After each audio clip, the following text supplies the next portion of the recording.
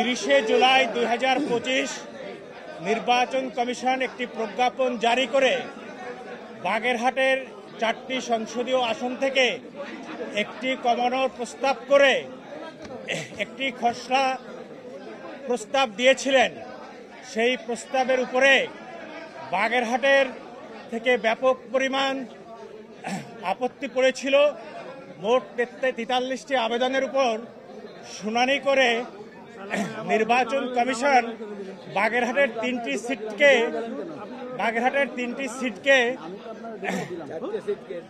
সিটকে তারা 4টি সিট থেকে 3টি সিটকে পরিণত করে 4 সেপ্টেম্বর একটি প্রজ্ঞাপন জারি করে এবং ফাইনাল গেজেট দেয়। এই গেজেটের বিরুদ্ধে বাগেরহাটের সর্বোচ্চ স্তরের মানুষ আন্দোলন সংগ্রামে নামে। তারা হরতাল, অবরোধ, নির্বাচন কমিশন সচিবালয় ঘেরাও সহ বিভিন্ন ধরনের গণতান্ত্রিক আন্দোলনে অংশগ্রহণ করে এবং তারই ধারাবাহিকতায় আইনি প্রক্রিয়ার অংশ হিসাবে 16 ডিসেম্বর একটি মহামান্য আদালতে একটি রিট পিটিশন দায়ের করে। এই রিট পিটিশনের উপর 16 সেপ্টেম্বর এই রিট পিটিশনের উপর প্রাথমিক শুনানি শেষে আদালত একটি রুল জারি করে। এই রুলের উপরে হাইকোর্ট ডিভিশন দীর্ঘ 7 দিন শুনানি হয়। এই শুনানির শেষে হাইকোর্ট ডিভিশন তার 61 পাতার রায়ে পুঙ্খানুপুঙ্খানুরূপে সবকিছু পর্যালোচনা করে নির্বাচন কমিশনের এই সিদ্ধান্ত অবৈধ বলে রায় প্রকাশ করেন। 10 নভেম্বর 2025 সালে সেই রায়ের উপর ক্ষুব্ধ হয়ে নির্বাচন কমিশন ও গাজীপুরের 3 জন প্রতিনিধি মহামান্য অ্যাপিল বিভাগে 3টি civil petition for leave to appeal দাখিল করে সেই লিভ প্রাথমিকভাবে মাননীয় চেম্বার জজ আদালতে শুনানি হয় এবং পরবর্তীতে মাননীয় প্রধান বিচারপতির আদালতে গতকাল 9 ডিসেম্বর ও আজ 10 ডিসেম্বর পূর্ণাঙ্গ শুনানির পরে আজকে মহামান্য প্রধান বিচারপতির উপস্থিতিতে আজকে রায় প্রকাশিত হয়েছে।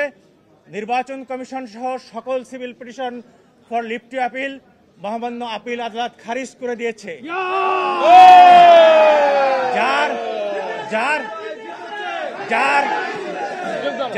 যার ফলাফল এই যে নির্বাচন কমিশনের 4 সেপ্টেম্বরে যে গেজেট প্রকাশিত হয়েছিল সেই গেজেট বাগেরহাট ও গাজীপুরের অংশ সম্পূর্ণ অবৈধভাবে ঘোষণা হলো এবং সাথে সাথে আদালত বাগেরহাটের 4টি সংসদীয় আসন অর্থাৎ ফকিরহাট, মোল্লারহাট, চিতলমারি নিয়ে বাগেরহাট 1, বাগেরহাট সদর, কচুয়াল নিয়ে বাগেরহাট 2, রামপাল মোংলা নিয়ে বাগেরহাট 3, শরণখোলা আর মোরেলগঞ্জ নিয়ে বাগেরহাট 4 সংসদীয় আসন আজ থেকে এই মুহূর্ত থেকে পুনর্বহাল হলো।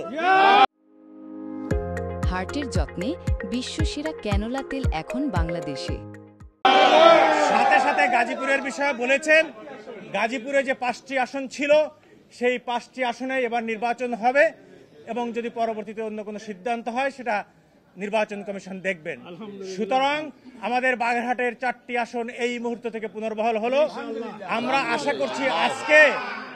আশা করছি আজকে সন্ধ্যায় অথবা আগামীকাল যে নির্বাচনী শিডিউল তফসিল ঘোষণা হবে সেই তফসিলে বাগেরহাটে 4টি আসন পুনর্বহাল সহ নির্বাচন কমিশন গেজেট প্রকাশ করবে। আমরা এইটা একটা জিনিস বলে রাখি, সেটা আমরা কোর্টেও বলেছি, নির্বাচন কমিশন হচ্ছে লোকপ্রান্টিস। তাদের কাছে বাগেরহাটের যেমন অবস্থা গাজীপুরের তেমন অবস্থা।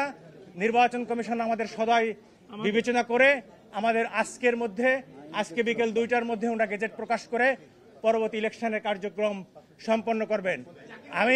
আমি ধন্যবাদ জানাই সকল সাংবাদিক বৃন্দদেরকে, বিশেষ করে ধন্যবাদ জানাই বাগেরহাটেতে যে সব নেতাকর্মীরা আসছেন তাদের উপরে। এখানে আমাদের জেলা বিএনপির আহ্বায়ক এটিএম আকরাম হোসেন তালিম উপস্থিত আছেন, আমাদের জেলা বিএনপির সমন্বয়ক এম এ সালাম আছেন, আমাদের জাতীয় নির্বাহী কমিটির সদস্য, আমাদের জাতীয় নির্বাহী কমিটির গবেষণা বিষয়ক সম্পাদক জনাব শামীমুর রহমান শামীম উপস্থিত আছেন, অপর 2 সদস্য মুজিবুর রহমান, ওয়াহিদুজ্জামান দীপু, আমাদের জামাতের আমির, জামাতের 2 সংসদ সদস্য পদপ্রার্থী, জামাতের সেক্রেটারি সহ যারা আছেন, আমাদের অসংখ্য নেতাকর্মী হাইকোর্টে আসছেন, দীর্ঘদিন ধরে কষ্ট করছেন। আমি আমার চেম্বারে যে সকল আইনজীবী আমাকে সহায়তা করেছেন, আমাদের সিনিয়র আইনজীবী কামরুল হক সিদ্দিকী সহ যত আইনজীবীরা আমাদেরকে সহযোগিতা করছেন, ধন্যবাদ এবং কৃতজ্ঞতার আমরা রাখছি তাদের উপরে। জি, আনরিজনেবল অ্যাক্ট আমরা এই কারণে বলেছি যে আপনারা জানেন যে একটা সিটকে ডিলিমিটেড করা হয় না, এলিমিনেশন করা হয়েছে। এলিমিনেশনের আইন হচ্ছে 6-1-2021 সালের আইনে আছে যে এলিমিনেশন করতে হলে সারা বাংলাদেশকে একসাথে নিয়ে বসতে হবে। উন্ডাইটে না বসে বাগেরহাটে একটা কর্তন করেছেন, গাজীপুরকে উপহার দিয়েছেন। সুতরাং আমরা বলেছি এটা ক্ষমতার অপব্যবহার হয়েছে, এটা ম্যালাফাইডি অ্যাক্ট হয়েছে। সুতরাং আদালত আমাদের আইনকে আমাদের বক্তব্যকে গ্রহণ করেছেন এবং নির্বাচন কমিশনের যে গ্রস মিসকন্ডাক্ট হয়েছে, নেগলিজেন্স হয়েছে, সেটার উপর আদালত বক্তব্য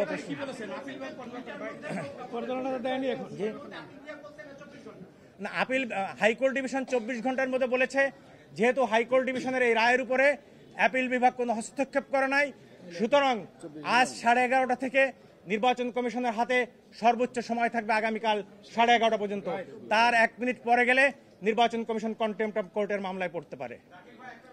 জি,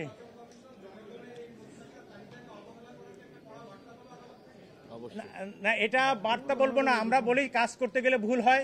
নির্বাচন কমিশনের একটা ভুল হয়েছে, আদালত এটা সুদ্দের দিয়েছেন। আমরা আশা করি নির্বাচন কমিশনের উপরে অনেক গুরুদায়িত্ব আছে ভবিষ্যতে।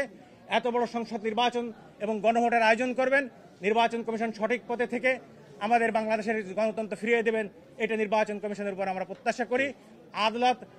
আদালতে তো এই কারণেই আছে যে এক্সিকিউটিভ ভুল করবে, আদালত সেটাকে শুনতে দিবে।